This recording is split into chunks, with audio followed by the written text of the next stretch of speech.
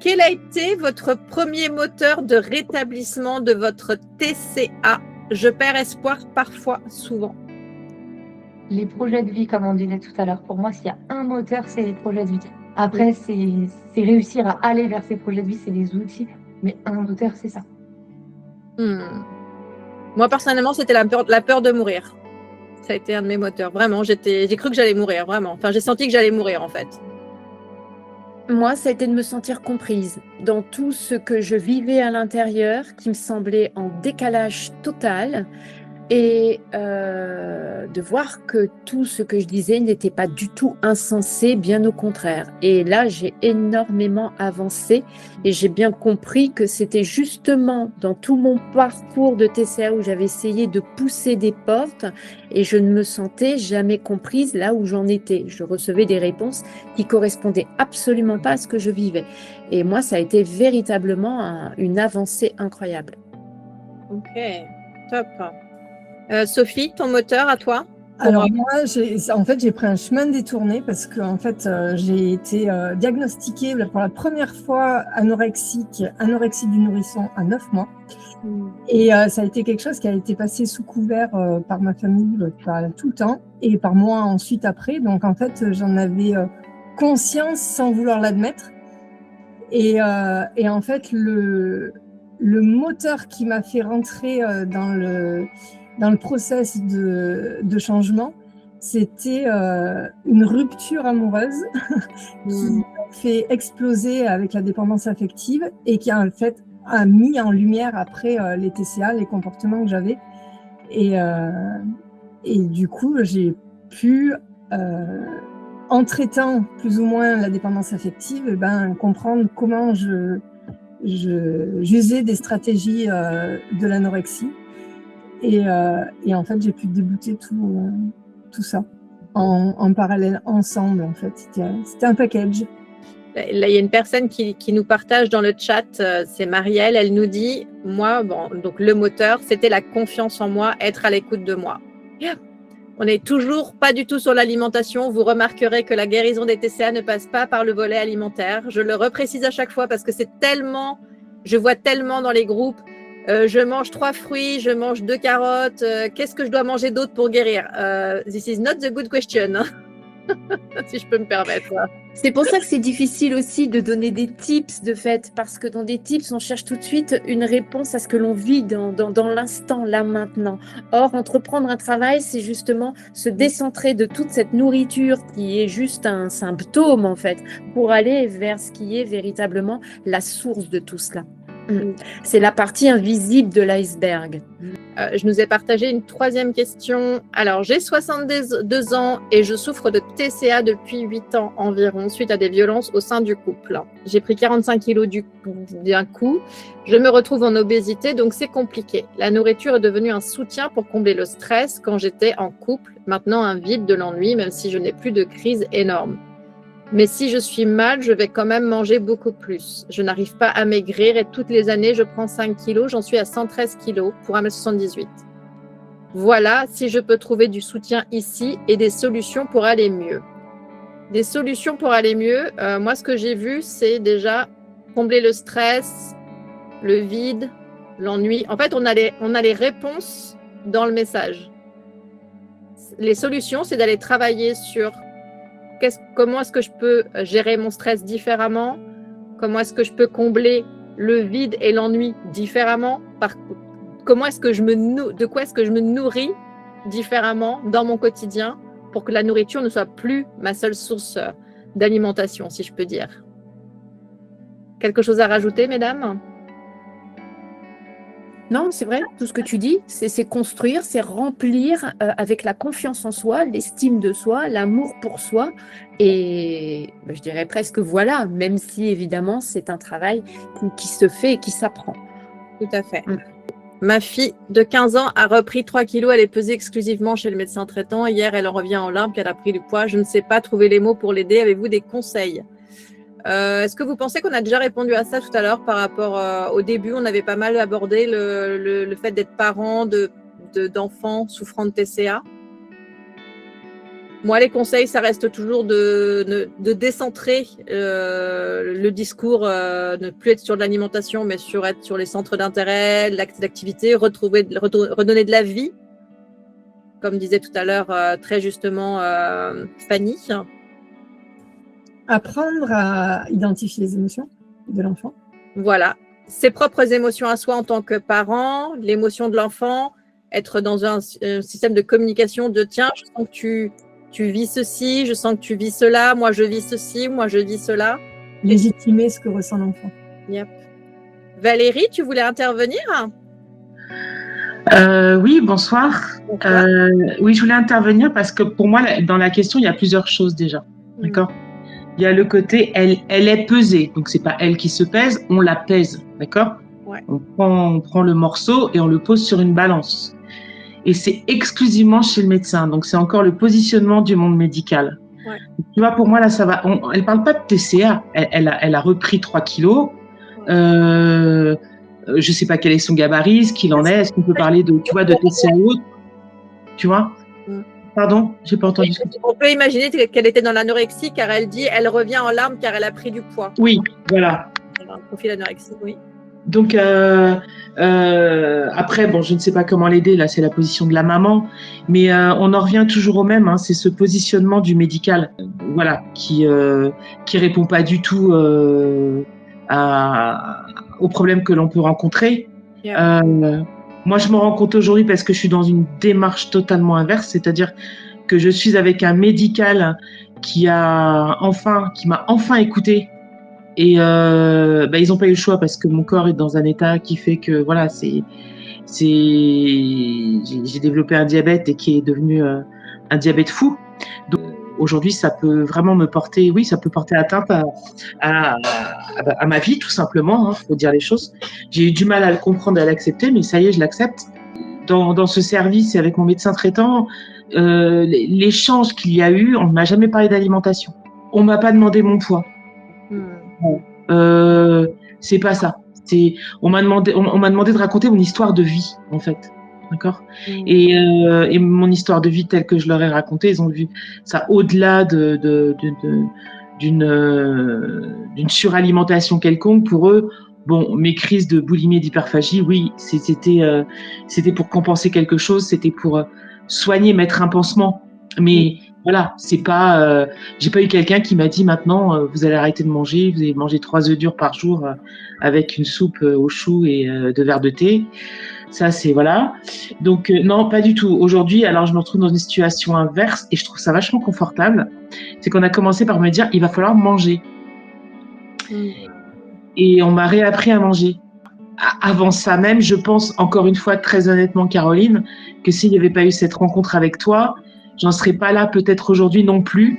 Je me serais plutôt fermée sur le monde médical, j'aurais fait l'autruche, voilà, quitte à ce que ça puisse me nuire, tu vois. Donc c'est toujours ce côté prendre 3 kilos.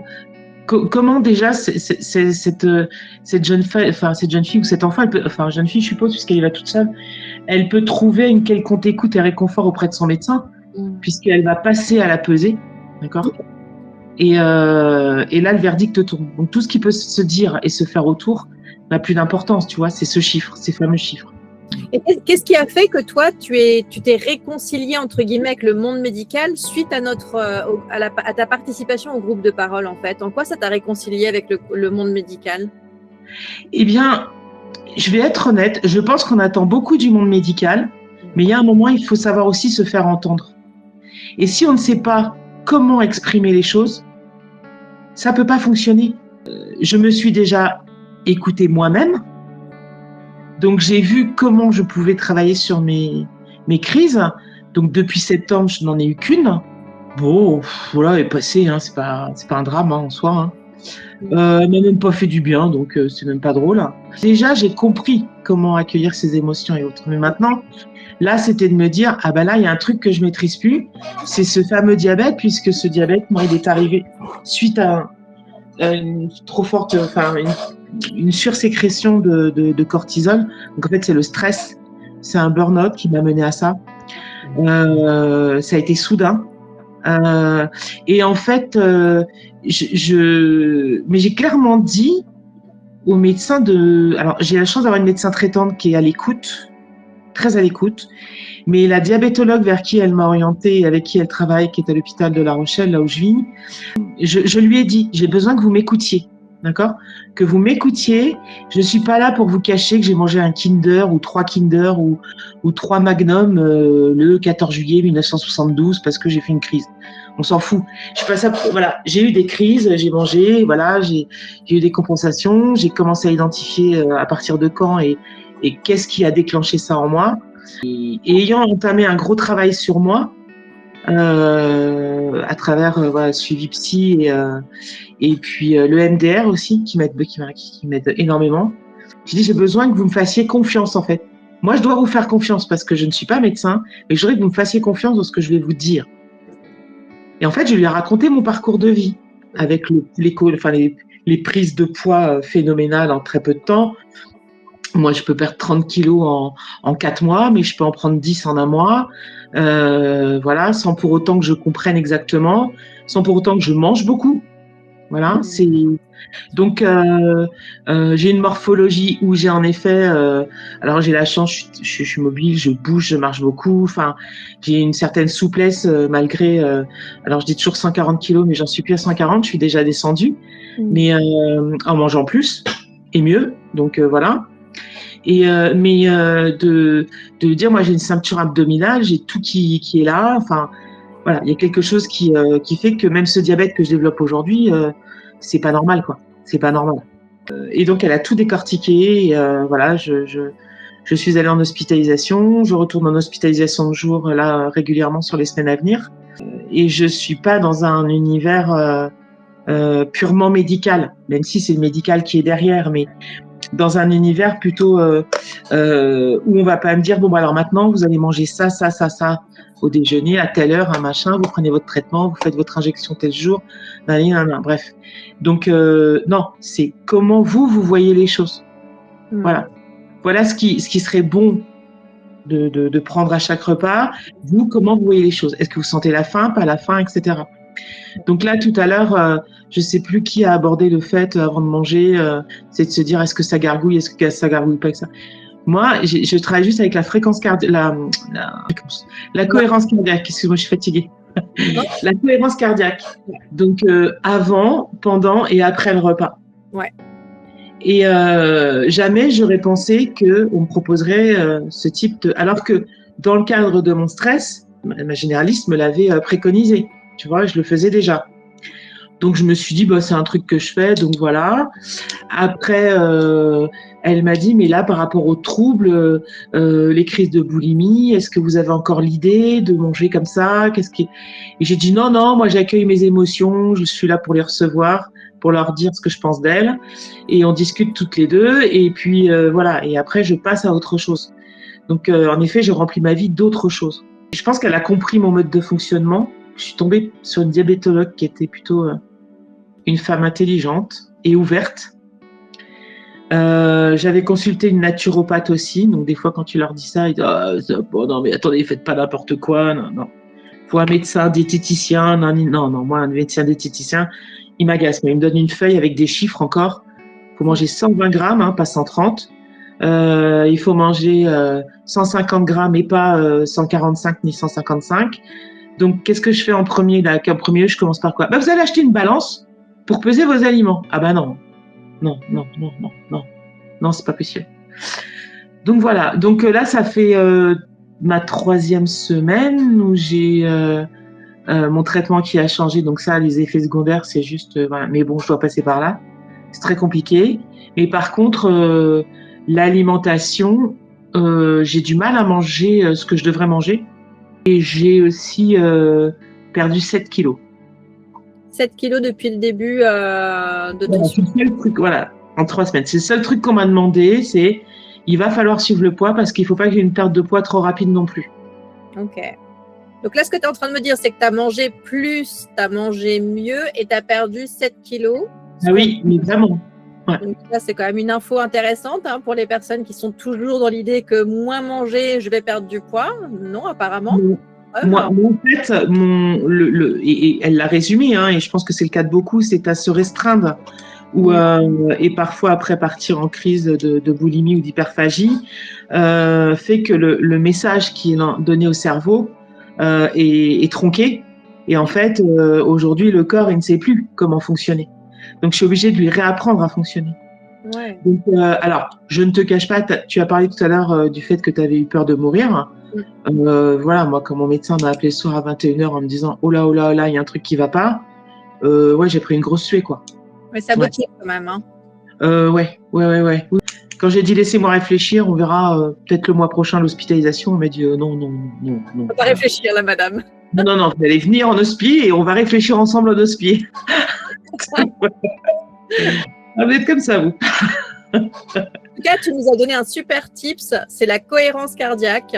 Tout à l'heure, on a déjà parlé avec Fanny et à plusieurs reprises avec les autres intervenantes. C'est le fait de se poser au moment où se passe cette espèce de craving, ce déclencheur, ce moment où on n'est pas bien. C'est toi, tu fais de la cohérence cardiaque avant, pendant et après ton repas, c'est ça? Oui, tout à fait. Donc ça, c'est un tips. J'ai noté dans le chat, Catherine nous disait passer du contrôle externe, donc l'alimentation, régime, au contrôle interne, c'est-à-dire, attention, j'ai pas noté le dernier mot, la connexion aux besoins. Oui. Exactement ce que tu nous partages aussi. C'est ça. Voilà, connexion aux besoins. Tu nous expliques en fait que tu as dit à tes médecins, je n'ai pas besoin de ça ou j'ai besoin de ça, c'est ça? Exactement, j'ai exprimé mes besoins. Alors aujourd'hui, à ma grande surprise, manger juste mon plat, parce que moi je mange pas. Alors, quand on m'a dit il faut supprimer les gâteaux, les bonbons et tout, j'ai dit il n'y a pas de problème parce que moi je mange pas. C'est pas mon truc. Donc ça me facilite les choses. Mais par contre, mon plat, donc ma protéine, mes féculents complets et mes légumes, aujourd'hui je mets plus d'1 heure à manger, à prendre mon repas. Et quand tu dis je mets plus d'1 heure, tu prends le temps de manger ou c'est parce que c'est difficile de manger? Non, c'est parce que en fait, le fait de me connecter en fait à moi à travers cette cohérence cardiaque fait que voilà, j'ai mesuré les enjeux, j'ai pas envie de le prendre comme une contrainte et d'avoir la peur en permanence et de me dire bah voilà, maintenant t'agis, hein, voilà. Moi, je prends toujours des images, mais voilà, j'ai roulé pendant je sais pas combien de temps avec des plaquettes de frein qui étaient mortes. Donc, je peux pas mettre des neuves, donc il faut que je reconstruise les miennes gentiment. Et je peux pas attendre un miracle dans l'instant. Il faut de la patience aussi. Et ça, on a pas de patience. Quand on demande des tips, là, je reviens aux tips de tout à l'heure, parce qu'on veut la solution miracle, d'un seul coup, ça s'arrête.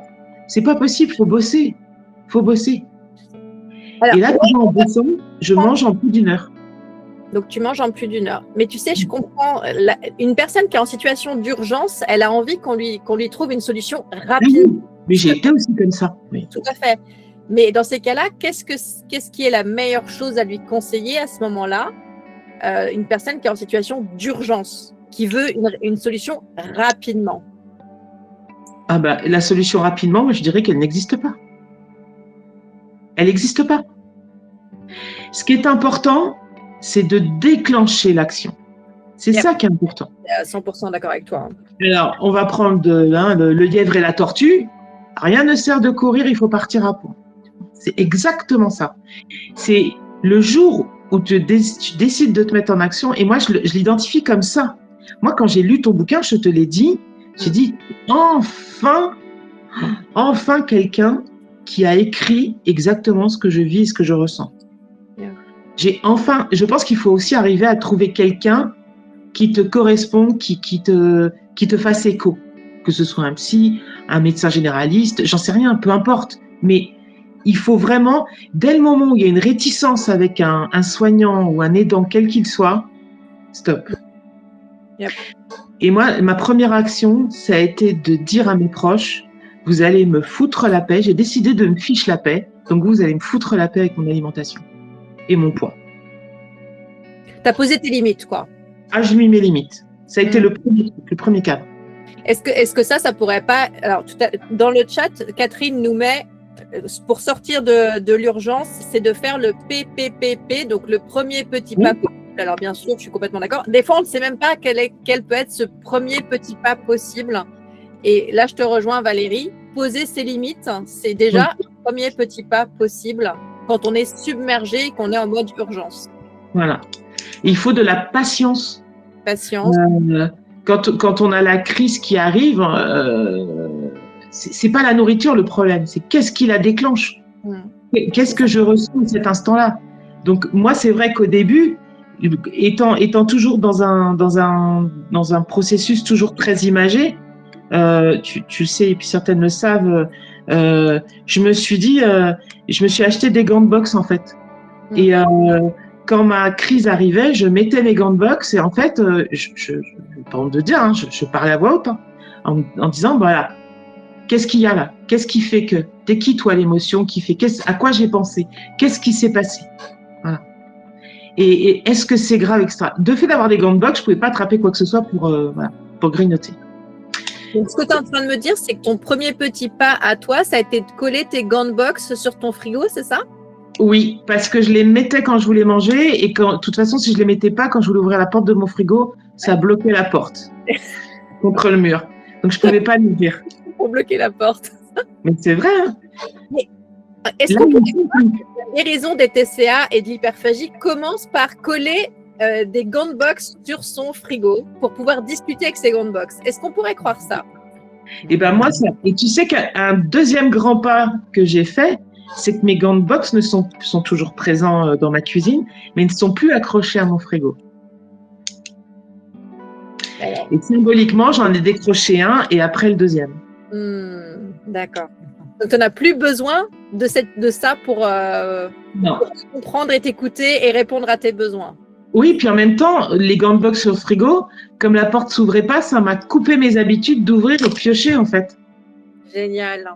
Le fameux cercle vicieux dont on parlait tout à l'heure, le petit grain de sable dans le truc qui fait que il y a quelque chose qui change, quoi.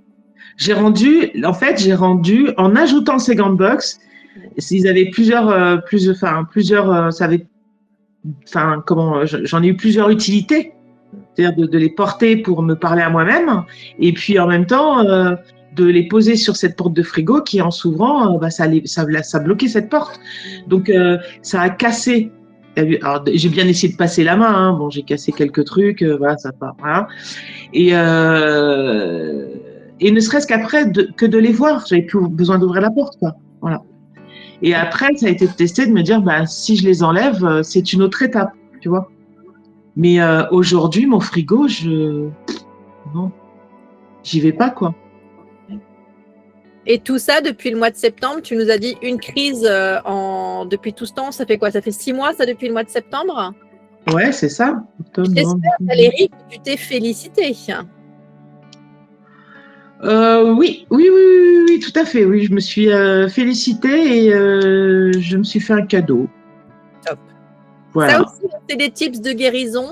Se féliciter, s'encourager, se complimenter, même pour des toutes petites choses qu'on arrive à faire dans notre quotidien, c'est très important parce que personne ne le fera pour vous. Bon, peut-être que vous aurez la chance d'avoir les gens qui seront autour de vous qui vont le faire, mais n'attendez pas forcément ça des autres. Soyez votre premier supporter. Et de toute façon, ça nourrira pas autant que si c'est bien de soi-même. Absolument, tout à fait. C'est sûr. Et puis il y a aussi, faut pas le cacher, il y a aussi notre groupe aussi qui est pour beaucoup. Hein. Alors, tout à l'heure, Fanny, tu parlais d'un groupe. Alors, bon, pour ceux qui le savent déjà, moi, j'ai créé un groupe de parole en juin 2025 qui se réunit toutes les semaines, dont Valérie fait partie depuis le mois de septembre. Donc, effectivement, ça, c'est quelque chose qui aide. Fanny, tu as créé un groupe. C'est un groupe en présentiel ou en visio? Alors moi, j'ai créé un groupe en visio qui est plus, c'est pas tellement un groupe de parole, c'est surtout une rencontre où voilà, on se réunit une fois par semaine. Ça peut être pour parler du quotidien, des galères, des bonnes nouvelles. C'est pour rompre la solitude. Ok, d'accord.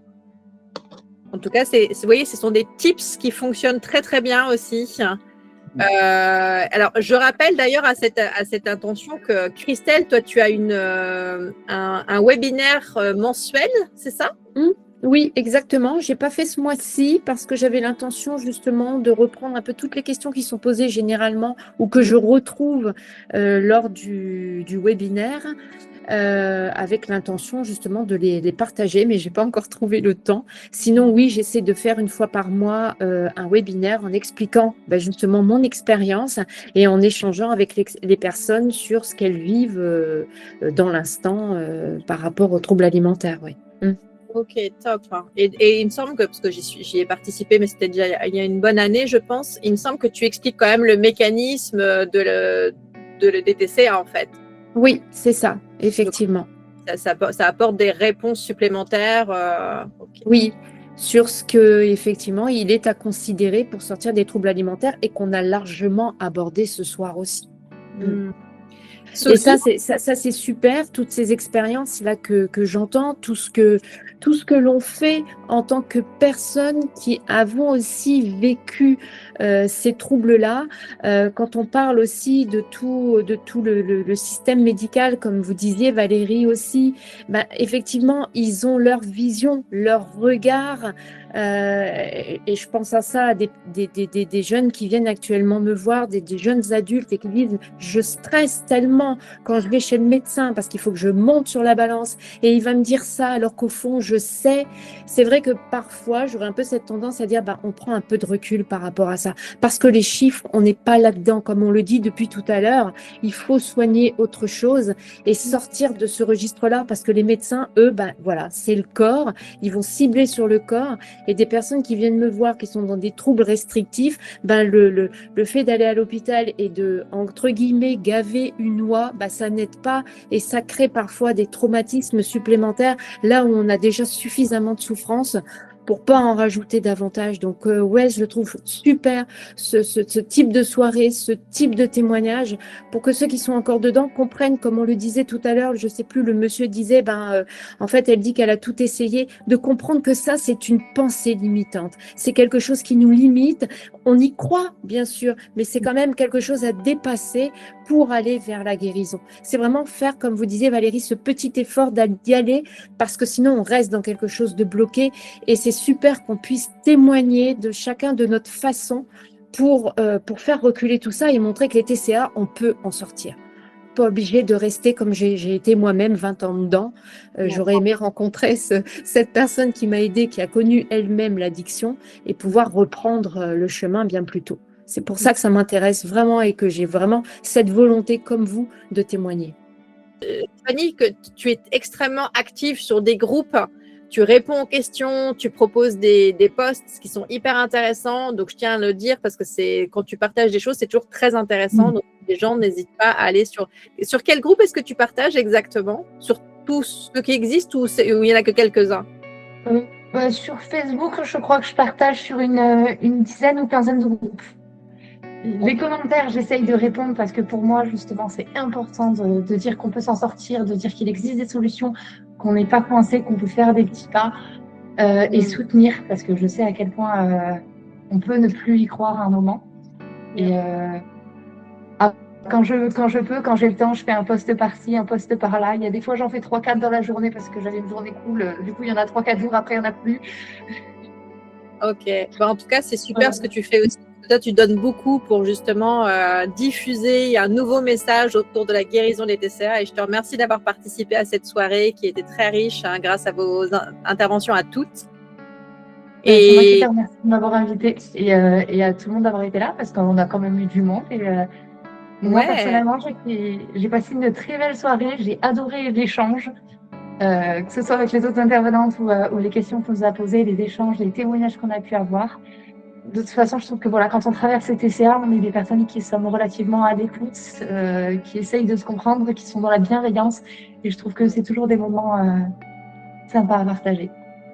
Pour ceux qui veulent rester, je suis encore là. Et Sophie, si tu veux partir, tu peux partir, il n'y a aucun souci. Mais si tu as envie de rester, si tu te lèves pas demain à 5 heures, c'est important de respecter son besoin de sommeil. Comme je suis en vacances, moi, je peux me permettre. Bonne soirée Marion, belle nuit et merci vous aussi. Alors, est-ce qu'on a d'autres questions éventuellement ou Valérie, tu voulais intervenir? Oui, je voulais juste rajouter une chose parce qu'on parle des groupes de parole, mais moi, s'il y a une action que j'ai mis en œuvre aussi, c'est en parler. Ouais. C'est-à-dire en parler autour de moi. Voilà. Parce que quand on voit le physique de quelqu'un d'anorexique ou de quelqu'un d'obèse, bon, il y en a qui bêtement vont dire, il y en a une qui mange pas, l'autre qui mange trop. Donc, il y en a une, il faut qu'elle mange et l'autre, il faut qu'elle arrête de manger. Bon. Celui qui reste campé sur cette position, je suis partie du principe que je vais pas m'épuiser avec, tu vois, et puis qu'il a rien à m'apporter, en fait. Donc, je trace. Mais contrairement à ce qu'on peut penser, beaucoup de gens sont réceptifs, ne connaissent pas. Et quand on en parle ouvertement, ils sont plutôt surpris. Et parce qu'en fait, tu vois, je t'en aurais pas parlé parce que voilà, je sais pas trop. J'ai une personne là ce soir, j'étais à une réunion juste avant de vous rejoindre un peu tardivement, mais qui m'a dit non mais quand tu parles, toi, tes mots ils pèsent quoi. Et en fait, le fait de m'avoir dit mes mots pèsent, elle était mal à l'aise. Enfin, je dis pas ça pour toi, mais j'ai jamais pensé qu'elle disait ça pour moi en fait. Et c'est ce que je lui ai dit. Mais ils ont peur parfois d'être maladroits. Ils savent pas. Et quand on sait pas, on a peur de commettre des impairs. On n'est pas à l'aise. Et je pense que c'est à nous aussi de faire l'effort d'aller vers les autres, parce que sinon les gens viendront pas à nous. Il y a que les abrutis qui viennent de gros tas ou sacs d'os ou machin. Bon, ça on les croise dans la rue, dans les transports. C'est sûr que voilà, ils nous apportent beaucoup. Hein. Mais c'est vrai, hein, si on me dit que je suis grosse, je dis putain mec, t'as assuré quand même, hein, t'as sorti tous tes neurones pour sortir ça, t'es fort. Hein. Mais ça m'atteint pas en fait. Par contre, je trouve très touchant très touchant les échanges que je peux avoir. Et en fait, moi, je me libère de plus en plus. Et ça me libère. Et je suis pas en quête de retrouver une estime de moi. Elle revient toute seule.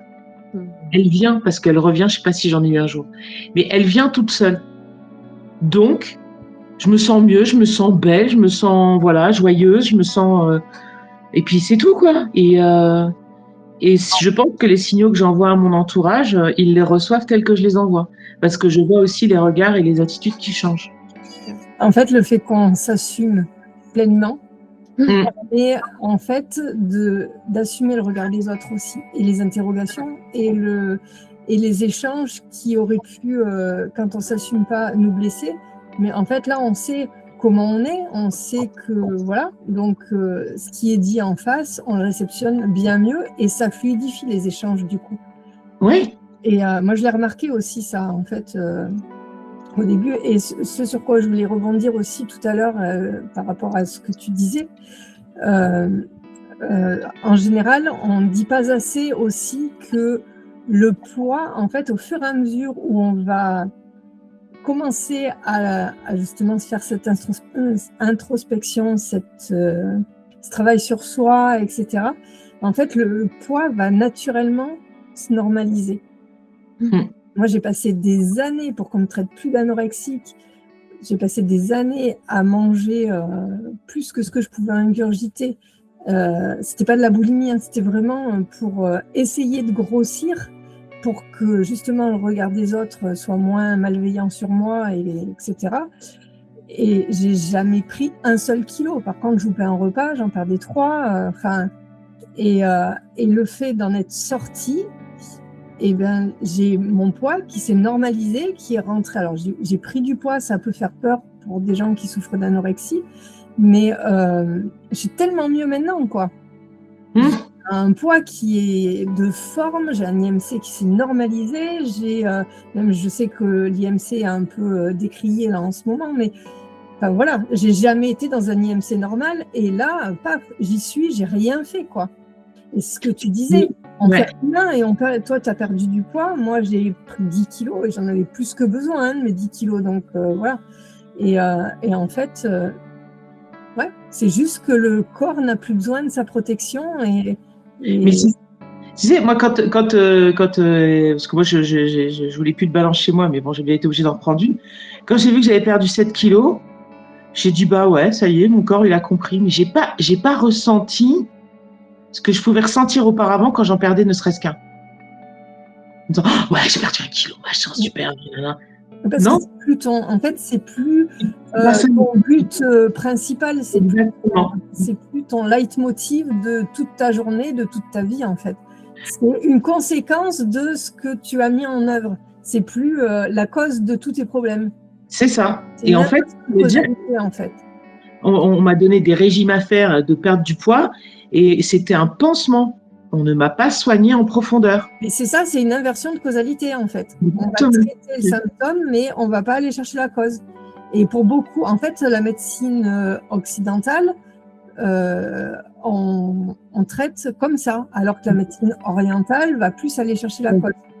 Avec le shiatsu, avec la médecine chinoise, etc., ils vont plus à la cause du symptôme, de la problématique, et on va traiter du coup la cause. Nous, on traite, tu as un symptôme, tiens, on te donne ce qui va pallier à ce symptôme, mais la cause, elle est toujours là, et elle va toujours s'exprimer. Donc on n'aura pas, tant qu'on ne sera pas allé la voir, d'où l'intérêt d'aller voir tout, même si c'est une zone d'ombre et que c'est moins agréable. Et ben, il faut y aller parce qu'il n'y a qu'en passant par là qu'on arrivera à aller mieux et à vivre la vie qu'on a envie de vivre. Mais est-ce qu'on sait aussi la vie qu'on a envie de vivre? Parce qu'on sait ce qu'on ne veut pas, mais est-ce qu'on sait ce qu'on veut? Ça, c'est aussi une question qui est intéressante à se poser. Tout à fait. Moi, tout ce que je sais, c'est que là, ça m'apporte du bonheur. Je suis bien, en fait. Donc, je vais pas m'en priver. Hein. Ah ben non. Ce que tu es en train de dire, Valérie, c'est que tu as perdu du poids, mais que tu as gagné du bonheur. Ah ouais. Et je crois que tu n'as même pas gagné que du bonheur, d'ailleurs. Tu as gagné plus que ça, j'ai l'impression. Ah oui, ma vie, elle s'en retrouve quasiment chamboulée, quoi. Mais dans le bon sens. C'est d'avoir perdu du poids ou de gagner toutes ces choses-là? Ah non, les 7 kilos, on m'aurait dit 1 kilo ou 15, je m'en foutais complètement, en fait. Déjà, je me sens mieux, c'est sûr, là, dans mon corps.